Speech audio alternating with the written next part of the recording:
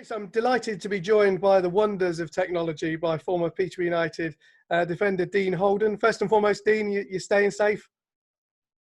Yeah, well, that's the main thing in all this, isn't it? I mean, ultimately, when we come out of it, which we will, you want your family and your friends and everybody is to be as healthy as possible. And that's the biggest thing in all of it, really, isn't it? We're all missing football. I'm missing it terribly, obviously. I'm sure you are. But, when we come out of it, as long as everyone's healthy, safe and all the rest of it, then we can sort of get on with our lives again. So you're right. I'd never heard of Zoom till about 4 weeks ago, and then I've not been off it. So I'm trying to get used to it and it's hard, isn't it, just sat talking to a computer screen in front of you. But I'll try and make it as entertaining as I can for the fans, unlike some of my performances. I'm going to say, particularly for you, you've got to see my face, so it doesn't be good for you either.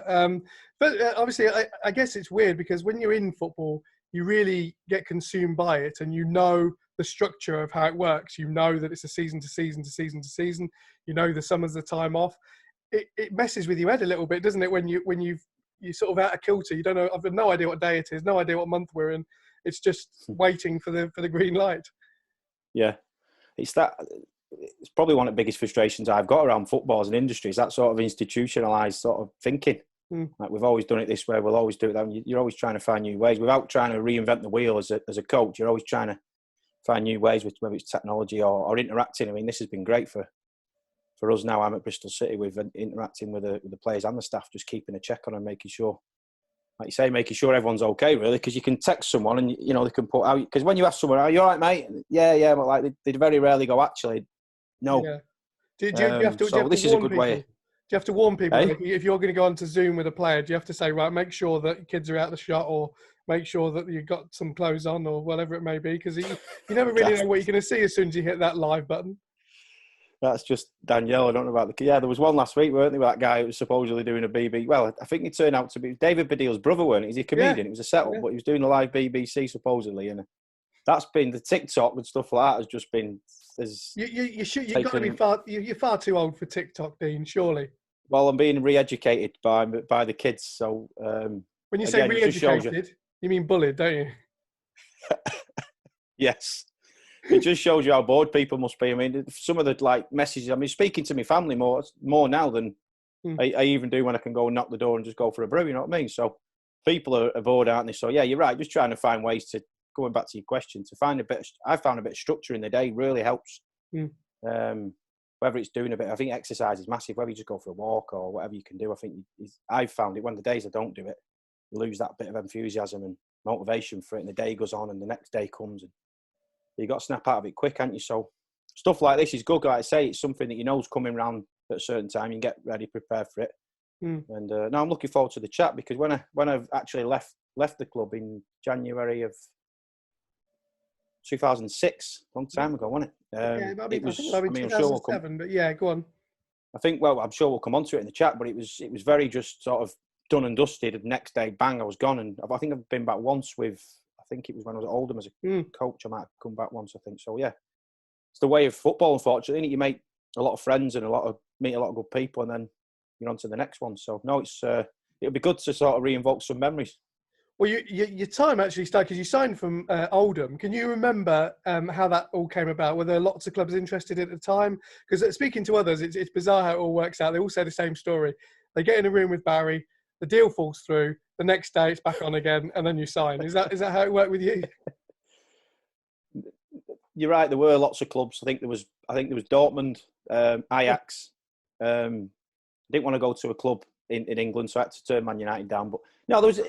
It was very clear in my mind. It was the last day of our holiday. Me and Danielle were on holiday with my brother and his wife, and the phone was ringing, and it was that point of the holiday when you've got to be out the hotel room by a set time, and I'm sat on my suitcase and I'm trying to zip it shut, and the phone's going, and it was a number I didn't recognise, and obviously ignored it because I was sweating, and it rang a couple of times, and I eventually answered it, and it was Mark Wright, and he knew I was out of contract, as you say. I'd left Oldham that summer, and he just wanted to meet up, so I flew home that very same day, got in the car next morning, drove down early down to London Road, and as it was there, and met Mark for the day, and basically, yeah, he took me around the training ground, and I'd met Barry, and met some people behind the scenes, Joan, God bless her, some lovely people behind, Bob, and then it's funny because a couple of managers have said the same thing to me in the years since. He said you should play poker with a face like that, and I don't know if it's this. I don't know if it's the accent or this kind of. Someone will come up to me at a party and say, "What's up with you?" And I'll be like, "You know, I'm a great night, the best night of my life." I'll tell your face, you know, one of them. So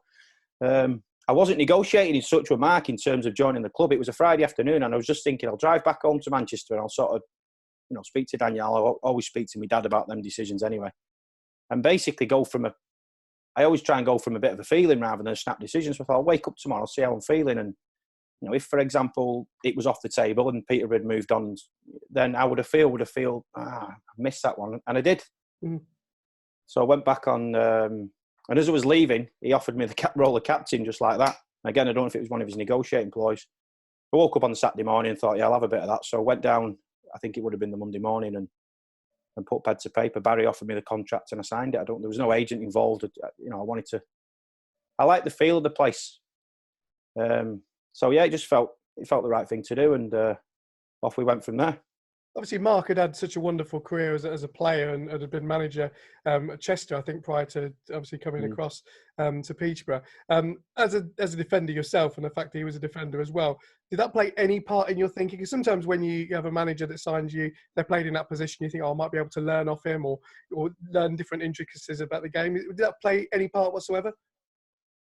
Yeah, as the conversation went, I walked through obviously you sat in the waiting room in the reception there, and you're a bit nervous, and you're playing the conversation around in your head. I'm going to go in and he's going to ask me this, and I'm going to say that. And I went in the office and he was sat there with his feet on the desk, Mark, and it was almost as if he didn't expect me there, even though we'd set it up between us, like say no agents. Me and him had the conversation. I walked through the door and he went, "Okay, what can I do for you?"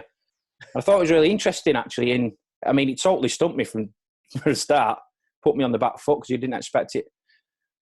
And then I said, well, and the conversation really went like, well, obviously there's a couple of offers coming, but, you know, you've rang me up and I'm interested to talk exactly about the point you've just made there. As in, you know, ultimately it's a selfish game. I wanted to get as high as I possibly could in a game of football. I started off as a young kid and from whatever age and played and through the levels and suffered, unfortunately, a broken leg at Bolton and sort of dropped down from that championship level down to League One with Oldham and lost some confidence and career went a little bit off track. And so I was trying to get back to a level that I thought I was able to get to, you know what I mean? So, yeah, his knowledge, first and foremost, when you talk to him about the game, he was a top player, a real top player, and he can get that across.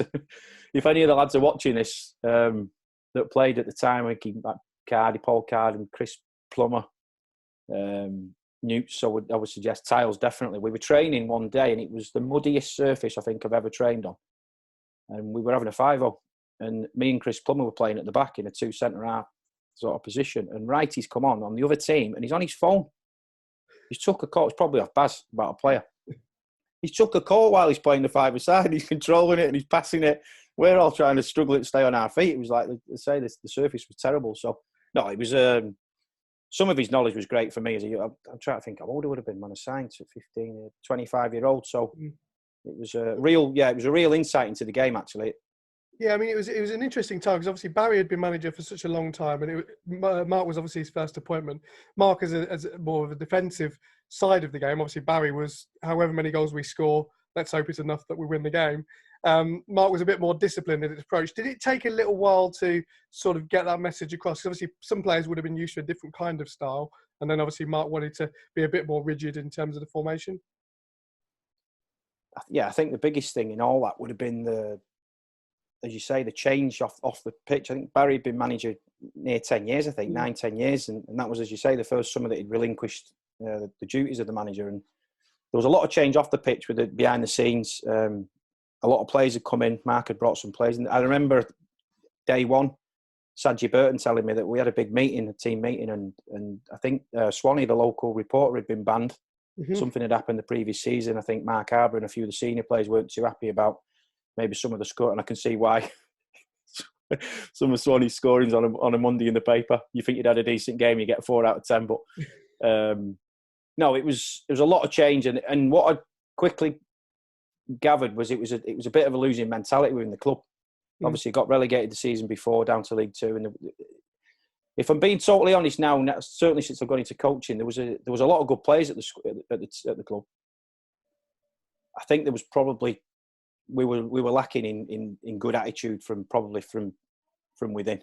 Yeah. You know, to set that task of, right, we want to get re-promoted. What is that? How do we get promoted? What have we got to do to achieve that? And it never quite got off the ground, in fairness. There was a lot of changes. So I think in the 18 months I was there, the 3 managers, I think Wrighty was there, Bleo obviously took over as caretaker, and Keith, again, God bless him, Keith came in the following summer. So there was a lot of change. And, you know, when I ended up leaving in the January, I might be jumping ahead now with your questions, I don't know, so shut me up if you want to. But I think Darren Ferguson came in shortly after, maybe a month or so after I left, and I think they went and got 2 promotions after that, back, you know, up to the Championship. So maybe it's because I'd left, I don't know. But you look back and think, you know, I loved my time at Falkirk. My 2 oldest boys were born up there. It was a great time in my career. But you do look back and think, if I'd have just stuck it out, because there was a group of us that were really wanting to get it to the stupid stuff, like you'd have to be in by a certain time in the morning, whether it be 8:30, and some of the lads would find it funny to get there as who could get there the latest without being late. So 8:29. It wasn't really a culture of, you know, what you'd class as a high performance environment. So, you know, we tried every day to make that, and it just didn't quite work out, as I say. Yeah, you mentioned about losing mentality. Particularly when a team has been relegated, how quickly can you change a mentality? Is it changing the players, or can you change someone's mentality as a player when they've gone through a relegation to something different quite quickly? I think, as again with my coach's hat on, I think you have to be I think with anything, I see it like I do with my own kids in a weird way. It's like you've got to be the example, aren't you? So there's no point in saying something and acting in a way and then doing something completely different yourself. You've got to be the example for it to take time. I suppose it's like educating the players, isn't it? You can force anyone to. You know, if I went and tried to drag my kids off the PlayStation now and threaten bedtime early tonight, they'd do it, wouldn't they? Because the short term, if you want them to do it long term, I've got to sort of educate them in a way that that's the right thing to do for them. And it takes time to do that. And the other thing, I think, in all of it is, I remember when I was at Oldham, we had a fans forum, and we just beat Rochdale, and one of the fans said to me, you know, you can beat Rochdale in a local derby 3-0 and great performance, and then you can go and lose to, you know, Colchester, who are bottom of the league. How can you not get the players up for it? And I said, ask that question again a minute. And what I was getting at was, it's got to come from within. It's, you know, managers, coaches, motivators, got to be motivators.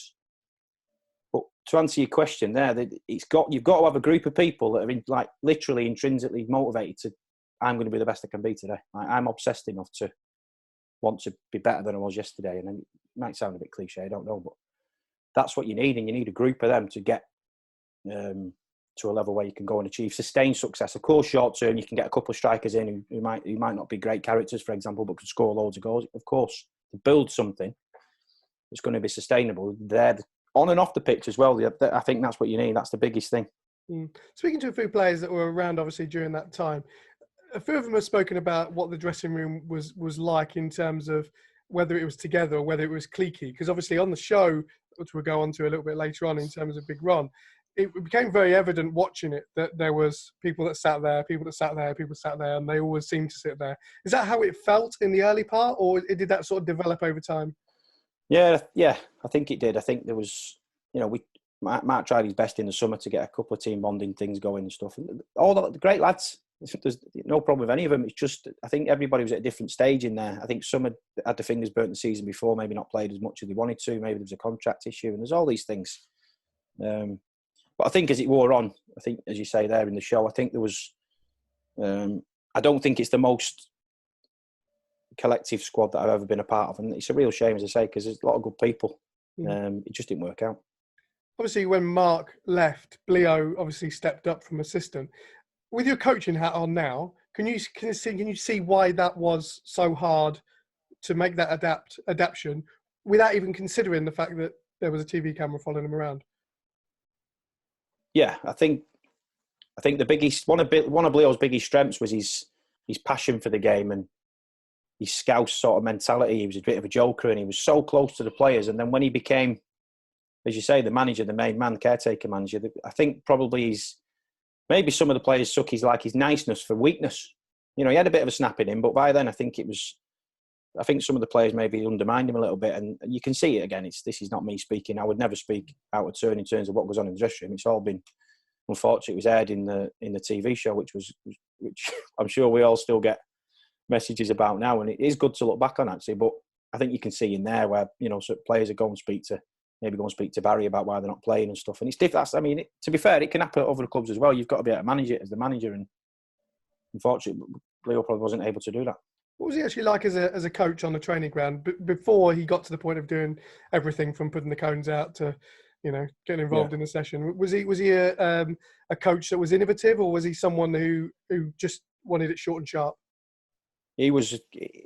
Him and Mark were really good because Wrighty was the sort of, I suppose, that he played the game, as you say, at the highest level. And Leo was just so enthusiastic. And when what the players want in a coach, ultimately, if there's one thing you could ask, is that passion and enthusiasm to every day to get you out there and get you trying to achieve at your best. So he had that in spades. He really did. And literally would work every minute to make the club successful. He was a good guy, real good guy. And not too sure what he's up to now, to be fair. There's a lot of people, obviously, football's like you sort of lose touch of a lot of people. Maybe there should be a reunion, I don't know. Yeah, football reunion. In a few years. The next big thing. Talking about, obviously, Leo, you made a great start as sort of caretaker manager, and obviously as manager as well. Great results away from home, obviously at Bury. I remember the 3-1 where Kasper's Michael, bless him, went up for a corner and it got cleared, and Curry had the advantage of running to an empty goal and sticking it in, and obviously Leo, going a bit bonkers on the sidelines and then apologising straight afterwards to Uncle Edwin on BBC Radio Cambridgeshire. I think when the game's going that way and you're winning those games, the belief, I guess, must be sort of churning through the players. Is that a fair assessment? Yeah, we sort of did that in that season. We sort of went on. We didn't start the season particularly well at all. And I remember I got sent off down at Bristol Rovers, lost the first few games. It weren't a great start at all. But you're right, we did have good spells within the season. We just weren't able to sustain them. I remember there was an FA Cup game if we'd have won. I think it was at Burton. Mm-hmm. I think if we'd have got through. I think we'd have got Man United, or I think Man United might have had a replay first and foremost. So that it just didn't quite happen, did it, on the pitch? And as I say, that you've got to achieve them sustained periods of consistency in your performance. We were able to do it. Yeah.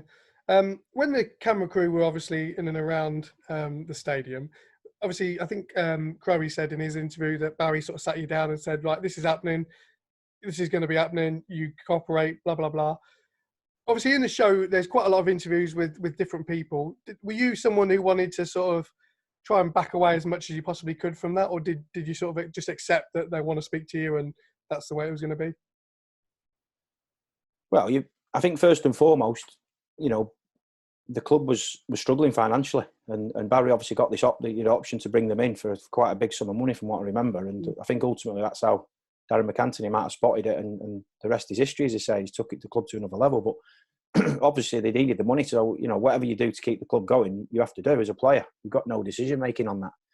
I was the captain. Were you worried about it as players? Did you discuss it and sort of say, I'm not too sure this is going to be good?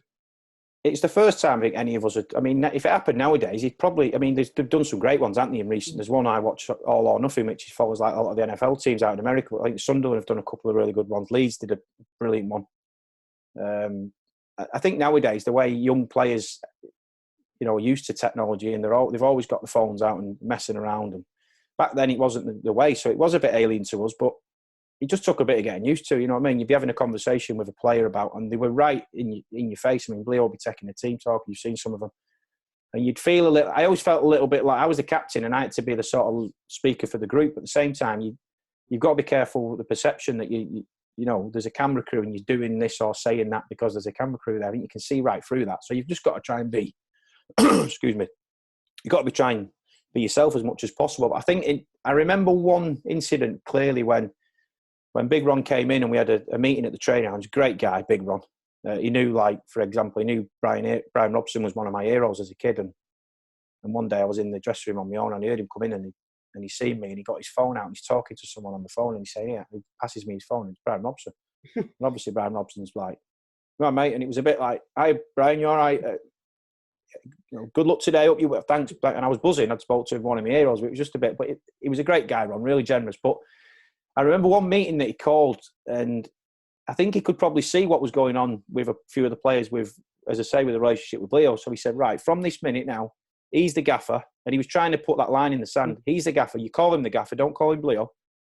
And I walked out of the dressing room thinking, it could work that. And within seconds, Leo come running up to me and he's saying, I was going to put the Scouse accent on then, I won't disrespect anyone. I'm Leo, I don't want to be called gaffer. Maybe he didn't feel worthy enough of being the gaffer. I don't know, but straight away, like Ron had put this line in the sand, and then Leo was sort of saying, no, I don't want it. So you'd almost think that Ron should have gone to Leo and had that conversation. But at the same time, it made great telly, didn't it? But I guess that must be confusing for you, though, because obviously you're walking away thinking, well, what the hell am I going to call you? I might call you Steve. Exactly that. And it's something a little bit simpler. Yeah, there's probably a few examples of that went on, which probably undermined Leo as well. So, as I say, it wasn't ideal, but it was what it was. We had to abide by it and make the best of it. You spoke earlier about Barry. Now, obviously, I've worked with Barry for a long, long time. You get used to seeing Barry just wearing shorts. If the sun comes out, whether it's 10 degrees, 20 degrees, 30 degrees, Barry will sun himself. I'd imagine he's had many occasions where you've had conversations with him. You just think, just put some clothes on, Baz, surely. Well, you clearly teed me up for a comment I told you off camera prior to this interview. One of my first memories, obviously knew about Barry Fry and his larger-than-life personality, and seen him loads of times since at awards dinners, and a great guy. What a bloke. But yeah, we were training. Mark was trying to do a shape session on one of the first few days of pre-season. He was trying, as you said before, he was trying to put his defensive structure in place and his philosophy. And Baz just comes strolling across the pitch with a pair of tight shorts on, like what they used to wear in Italia 90, and a pair of flip-flops, no top on, shades on, and he's got a shirt and a ball in his hand, and he's like, lads are trying to press the ball and get into shape and all, and just come and sign this. It was comical. It was. To be honest, it's part of the charm of the club, innit? You know what I mean? He's a massive part of the club, and it's a big part of the football club. But you know what I mean? It was probably just hang fire till we finished this session. I was speaking to Danny Crowe and Newts about the moment that Leo got to the point where he quit live on, well, not live on telly, but as it was, he was watching the show in the dressing room. I remember that day clearly because he'd rung me in the morning and asked me to print off the set pieces, and he lived in a flat near Gala Bingo in Peterborough, and I'd driven to his house in the morning, dropped off the set pieces. It was obviously the day of the Macclesfield game, which we obviously needed to win to keep alive the playoff push. And I said, how are you feeling? He goes, yeah, really looking forward to the game. Brilliant, fantastic. So brilliant, fantastic. Got back to the club, and I think it was about 1 o'clock, a couple of fans had come in and said, has Leo quit? And I was like, silly, he's just putting the cones outside. Come back in. 20 minutes later, another person come into reception and said, I've just seen Leo drive off. I said, I'm telling you, he's out there. And then about 3 minutes later, Barry hands me the actual team sheet, and I'm thinking, what is going on here? For someone who was in the dressing room, obviously we've seen it on the TV, but what was it anything like normal in terms of the preparation leading up to that moment? Up until the morning of the game, it was you wouldn't have noticed anything different. I think just before that, I think it was April Fool's Day, funnily enough. We played Northampton at home, and I pulled my hamstring after about 20 minutes, and I was never quick enough to be somebody that would pull an hamstring. And what had happened the day before in training on the Friday, I'd gone into a tackle and broke a bone in my foot. So I'd been to the hospital that night and had an X-ray, and I knew I'd broke my bone in my foot, but I thought if I get a jab in it and get some painkillers, I'll be all right. So came in on the Saturday morning, got the painkillers and sorted, and then obviously, without boring you, the gait of my body weren't quite right because I was probably limping a bit because of my toe, and that's how I ended up pulling my hamstring. So when this happened with Leo, I was injured. So I was actually driving to the stadium, and there's an unwritten rule in football around sort of having your mobile phone off at 1:30 leading into a 3 o'clock game, and the phone starts going. It was about 10 to 2, and it was Paul Carden, who was vice captain. And I thought, what's he doing ringing me? He was a really good professional, you know what I mean? You were thinking in your head, fine. I was, absolutely I was, yeah. End of season trip where, didn't have the earpiece, so pulls over, rings him back, what's going on? And he'd obviously told me he was really close to Bleo. They'd been at Southport, I think, together, and obviously Wright had brought Bleo in from Chester and that. So off the pitch, he was really close to him, as was a couple of the other players. And he sort of started to fill me in on what had gone on from his point of view, and then some of the stuff I didn't even know till I saw the show, and it was a real sad ending actually, weren't it? As I said before, brilliant. I'm sure the producers couldn't believe it. As I say, from a human, a real good guy, and it was a sad ending actually, weren't it? Yeah, I mean, obviously we went on to win that game 3-2. Crowe scored probably his only goal from outside of the box, sort of deep into stoppage time to win the game. I suppose from a player perspective, even though you weren't involved, but those that were involved, they get through that game on adrenaline. And then I'd imagine once they've got to shower, they've got dressed, everyone's sort of texting saying, what was that all about? I'd imagine. I'd imagine you must have had some kind of conversation together after that game.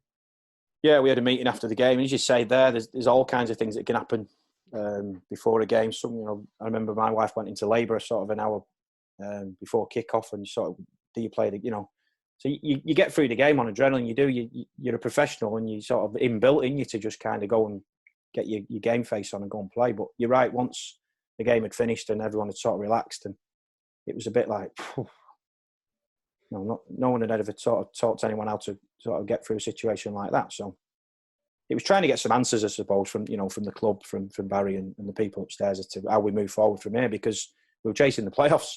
Mm. Let's not forget that there was an end of season that season.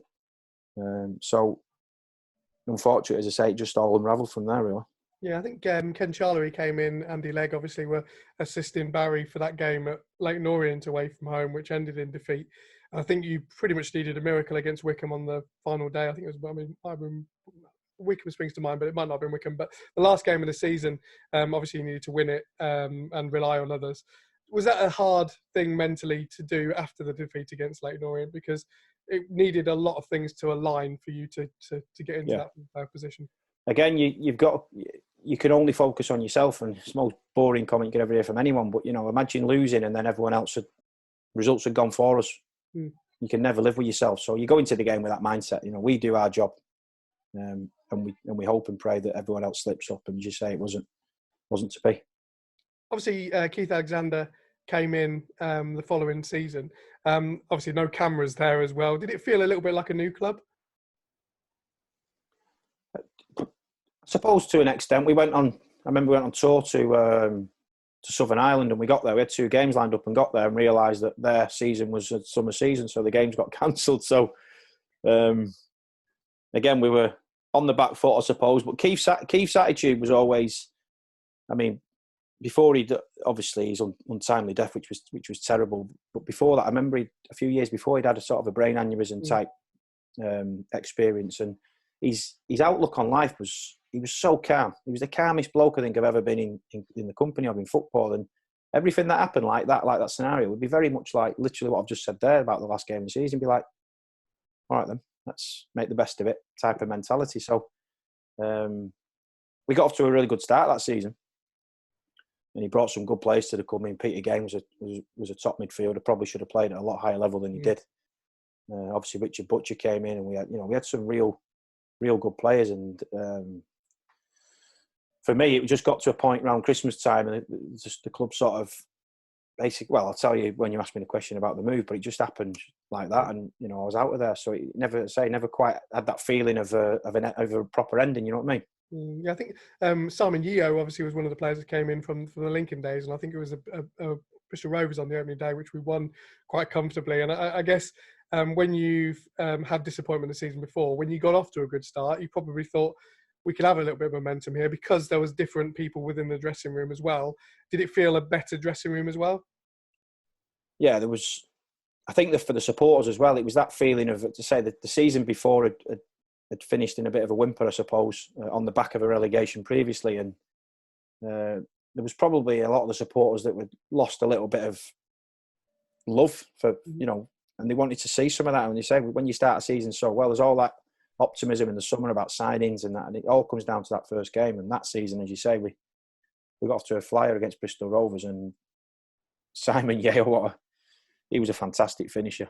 One of the best wind-ups I've seen, actually, was Ben Futcher came in as well from Lincoln Gainey. Yeah. They were quite tight. And Keith as well, obviously. And he was in the army, weren't he? And I think when you leave the army, I don't know the exact time, and someone might correct me, but I think it's 10 years where when you leave, they can call you back up, and you've got to have a good excuse to not go back in. And he kept going on and on and on about, I've got 3 months to go before I'm done. And I think it was literally a few days before where Gainey and Futch and that had managed to get hold of some like proper headed notepaper with the army stuff at the top, and that, and requested him. But he opened the letter in front of the squad. It was one of the. Oh, you should have seen his reaction. But he was a great guy. He was, and he was such a good finisher. Anywhere in the 6-yard box, he was know what I mean? He gets a chance, he'd score more often than not. So he was a good player for the club at that time, yeah. Yeah, you mentioned that prank now. I mean, I've been on the wrong end many times down the years of people coming for me and tying me up and doing this, that, and the other. Never trust the chief exec. That's what I learned as well. In the dressing room back in those days, I suppose you could get away with a little bit more, couldn't you? Because nowadays it's not so much that goes on. You know, like you think of Vinnie Jones and Wimbledon and burning clothes and all that kind of stuff. You can get away with that nowadays. People would have you in front of a tribunal. But was it enjoyable to be able to do that kind of stuff, to show that kind of team spirit back then? Yeah, it was. It was a real good feeling at that point. As you say, there was a new breed of players that come in. And the players that were there that were still at the club sort of bought into it. Sort of joined on board. So it became, although there was the new breed and the old brigade, I suppose, it sort of joined. I don't know the reason for that really, but there was a lot more connection with the players off the pitch. There was a lot more socialising, and a lot of us lived around the same. Obviously, a lot of the lads I remember lived out in Hampton Hargate, and me and Danielle moved. We had a lovely little place down on Sugar Way. Yeah, that's where I am now, broadcasting live. Is that where you are? Is it? Yeah. Near Mark Tyler and one of two. He's still there as well. Still there, yeah. A couple of the others. Adam was there. Adam Fry was around the corner, and Paul Carden and Shane Hook was there. So yeah, just from a socialising point of view, you'd take the dog for a walk or whatever, and it was a good feeling. At that point, I remember. Yeah. Any wrong end for you? Anyone come for you during your time, or did you sort of hide behind the skipper front and got away with it a little bit? No, I've been on the wrong end. Probably more in my younger. I think what normally happens, and as you say, you've got to be really careful now. But normally, what you're on the wrong end of as a young player, you sort of then become the cranky. It spins in a circle, doesn't it? So yeah, there's all kinds of pranks. You'll go and get one of your shoes to put your trainer on after training, and someone stuck a nail through the inside of it into the wooden cork floor underneath, and it's all about the reaction, isn't it? So no, there was, as you say, cutting clothes up regularly was one. I think I could share one story with you. Peter Grant, who's a little bit after you guys. You remember where you come into the dressing rooms at the bottom, through the corridor. There was an area. They drove his car into that area there, and obviously he didn't know. Somebody nicked the keys, drove the car in, literally the tightest to the wall either side. And he came out of the dressing room, didn't know anything about it. It was just going out, and he literally walked into his own car. He went bonkers, absolutely bonkers. Everyone was just scamming everywhere, just nothing to do with us whatsoever. And it wasn't anything to do with me, in case he's watching. But those kind of things, I suppose, it's almost like one-upmanship at that time, isn't it? If someone does something like that, what's the worst thing you can do? That's the thing. Yeah. Well, I remember one of the lads got some pink paint and painted. He had a pair of Cope, still my favourite boot, Adidas Copa Mundials, and painted them bright pink. So then with next game, he's come in and literally got his suit off the hook and put his suit on and gone and lay in the bath.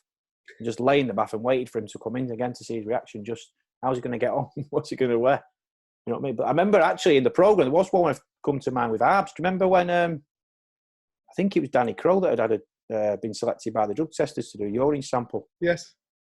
And I remember Arbs grabbing hold of the test tube type thing and sort of waving it. I think the lid was on it, but he was waving it around the air. And you always have to give a set amount. And after a game, it's the worst time to get tested because you're always dehydrated. And I've sat in some stadiums for 3-4 hours and waited to try and I think Crowley had gone just under the line. I remember Arbs grabbing it and sort of taking the mickey out of him. And eventually, I think he got pulled in front of a tribunal for it.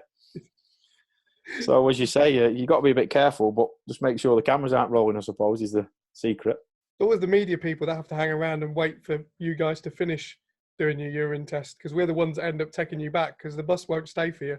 So it's normally, the media guys have got a space. We'll hang about for 5 hours, waiting patiently. So let's talk about, before we talk about your departure from the club, obviously you played with a number of different players during your time. Look at you, I think you scored 5 goals for Posh, which is pretty decent, actually, given the position that you played in and the amount of games that you played for. Firstly, in terms of the players you played with, who was the best in terms of ability? And of those goals that you did score, was it because you were timing your run as a fullback to get in at the back stick, or did you just end up being there because it was a set piece? I can only remember a couple of goals you scored. But they said I can actually as well, now you say it. I remember that I scored one against Hartlepool where the end point of it was, if you'd seen it, you'd be like, oh, that was a decent strike. It was about 25, 30 yards. Hit it on the half volley, right into the top corner. But the reason it was on the half volley is because I took a bad first touch and obviously was chasing it and it was bouncing, and I do remember desperation that. Probably smashed it. I think we got beat 5-3, so there was not much time to celebrate that one against Hartlepool, I remember. But I played a lot of left wing back as well. Again, a position I never played in me, and I think one of the you could call it a strength, but it was probably a weakness in terms of my own career, was being able to fill in. I remember when I signed for Walsall, Dean Smith, obviously now at Villa, him and Rich O'Kelly's assistant was sat there, and he said, "So what footed are you really? Because you look like." I said, "Well, they're both as bad as each other, really." And that was probably, I probably never specialised in any. I think my biggest biggest ability, I would guess, how you call it, is probably my attitude and will to win and that type of thing. But really irks me. Player, but yeah, really irks me when people say, "I don't really know what foot I am. Just pick one, mate. I can't play with any of them." Just pick one, yeah. So no, I was handy enough on my left foot. I won't say I had a wand on either side.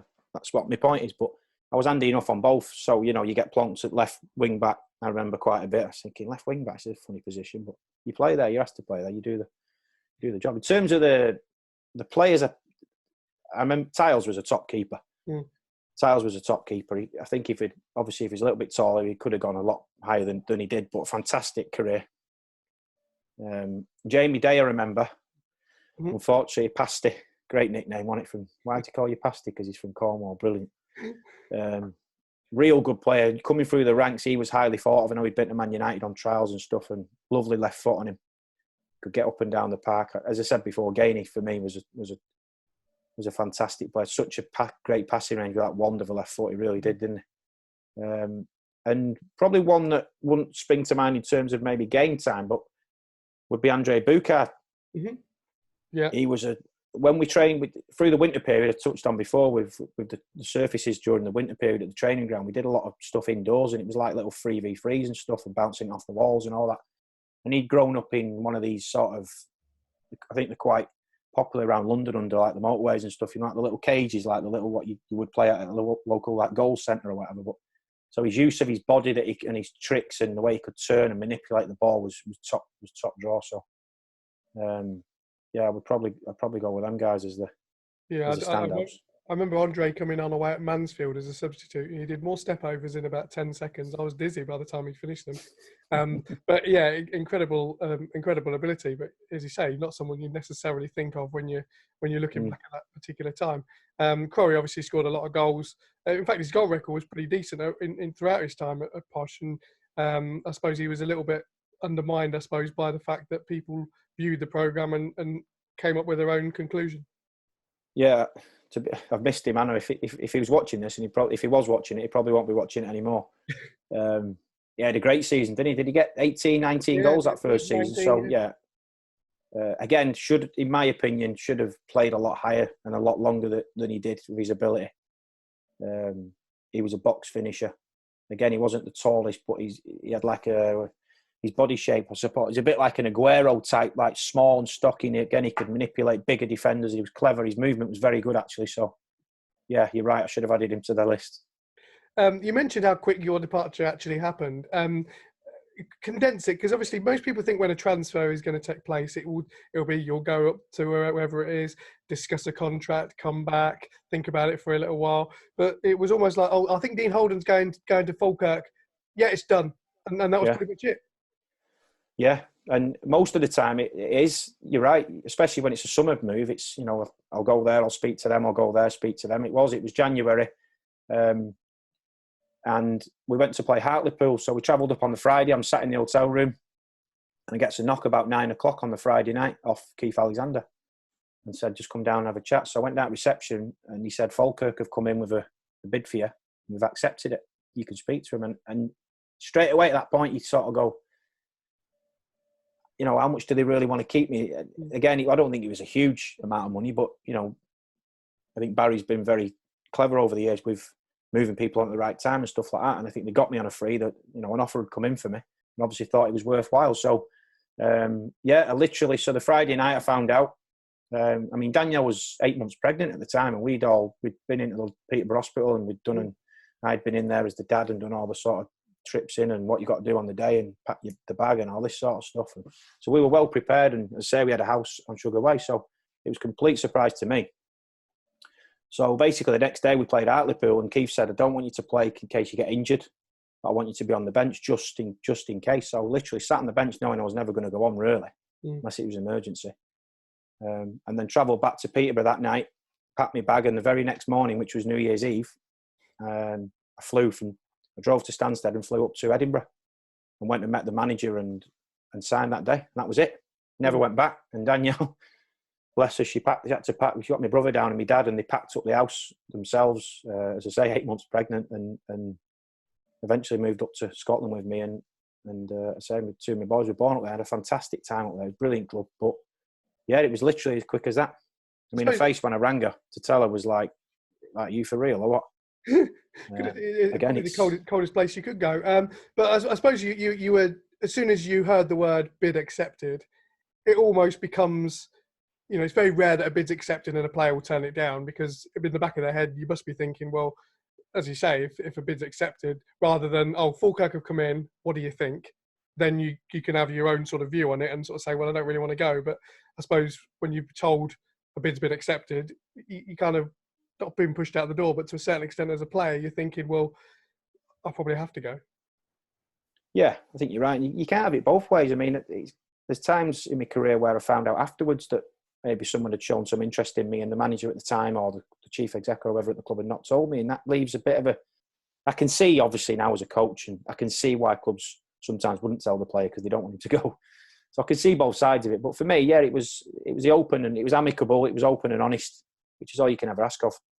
And as I say, looking back, as much as I enjoyed my time up there, it was, Darragh was, I think he just took over a few weeks before. Remember, we played Tranmere away in the FA Cup, had a great result, great performance. One of the best, or one of the better team performances I remember while I was there. And I remember Darragh coming on the pitch. Yeah, because Darragh had paid for all the buses. For the supporters, yeah. Fans go on the bus, and then Crowe scored it. That red kit, I think, from recollection. I remember Crowe scored.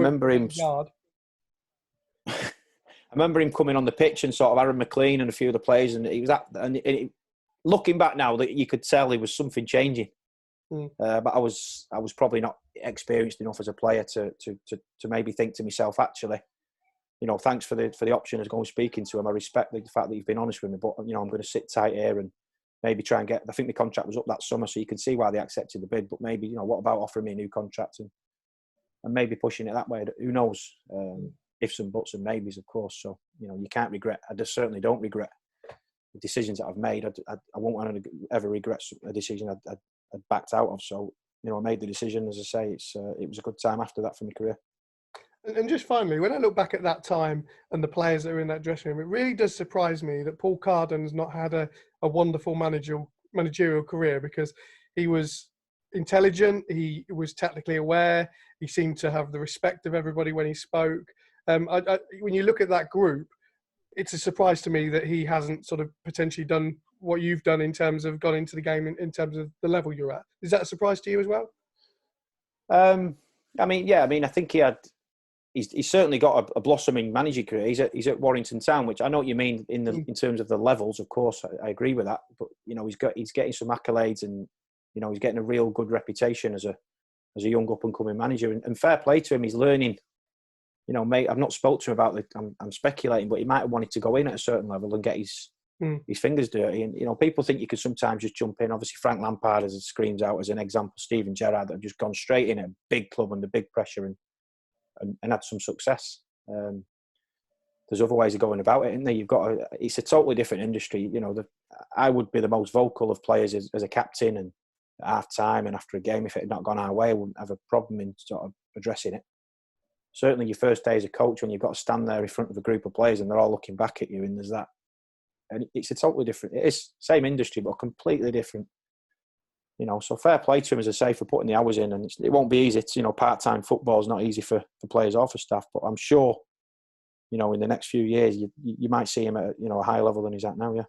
And just finally, because journalists always say finally and then ask another question because it's just a way of giving you a little bit of more comfort. But I suppose from if you were looking back at your time now, at the age you are now, how would you sum up your time? What words would you use to describe your time at Peterborough? I know you spoke, you eulogised about how much you enjoyed it, etc., etc. But you pack so much in to such a short period of time in terms of what you experienced. I guess it's, you know, when people talk to you about your playing career, I'd imagine that time will always be discussed. Yeah, it was a wasted opportunity, really. I think from the players that we had in the building, simple as that. The managers that we had at the club and the players that we had, I think it was a wasted opportunity. And maybe in the couple of years after that, when Darren came in and certain other players joined, you could see the potential of the club. But yeah, I mean, I have a lot of my old shirts that I just have hanging around, and my weird story, my two boys who were 13 and 12, they wear them as, like, when they go to bed, as like pyjamas, like big long shirts hanging off them. And there's a couple of my old ones there. There's always a Posh shirt floating about the house. And I said to your dinner off camera before, when he did this a couple of days ago, when my lad came in and he was saying, "Oh, you played against Ronaldo," and I was like, and he showed me the video, and it was obviously Barry's testimonial, which was a brilliant lead up, a terrible result, and not a great experience in terms of getting our on the back end of a terrible sort of result, but a brilliant day. Can't believe that I've forgotten to mention the one thing that you told me that you were discussing, because I was going to say marked Ronaldo, but you sort of came close to Ronaldo. Well, he came out for the second. Everyone played half a game because it was pre-season. So I came on at half time, and he came out of the tunnel. United had changed their team as well, and he went across to the far side of the pitch, and then he came back across to mine, and I'm thinking he must have forgot which wing he's playing on. And as he came back across, he took his earring out and gave it to the kit man and went back across the other side. And I was like, God for that. But in saying that, I was then up against Ryan Giggs, and weird story. I mean, he lives around the corner. We weren't in the same school and that, but he was, I was reading his autobiography at the time, and he was talking about how the hamstring problems that he'd had in his career, and he was never able to get he could never put more than 75% into a sprint in case his hamstrings. I remember him picking the ball up, turning and opening up, and just thinking, wow, this is another level. But no, it was a great experience, as I say, for Barry. Some brilliant memories, I'm sure, for the fans on that night. But yeah, my little boy came in, and as I said, oh yeah, I remember that. We watched the clips of the game.